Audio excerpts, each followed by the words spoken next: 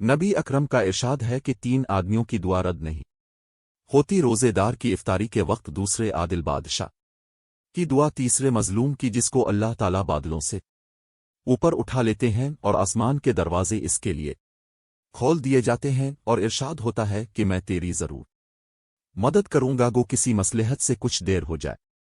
حضور کا ارشاد ہے کہ خود اللہ تعالیٰ اور اس کے فرشتے سحری کھانے والوں پر رحمت نازل فرماتے ہیں۔ حضور کا ارشاد کے بہت سے روزے رکھنے والے ایسے ہیں کہ ان کو روزے کے ثمرات میں بھوکا رہنے کے کچھ بھی حاصل نہیں، اور بہت سے شب بیدار ایسے ہیں کہ ان کو رات کے جاگنے کی مشقت کے سوا کچھ بھی نہ ملا۔ جو شخص قصدنا بلا کسی شرعی عذر کے ایک دن بھی رمضان کا روزہ افطار کر دے، غیر رمضان کا روزہ چاہے تمام عمر کے روزے رکھے، اس کا بدل نہیں ہو سکتا۔ تو آج کی حدیث آپ کو کیسی لگی کمنٹ میں ضرور بتانا۔ تو ملتے ہیں آگے ایک نئی حدیث کے ساتھ۔ اللہ حافظ۔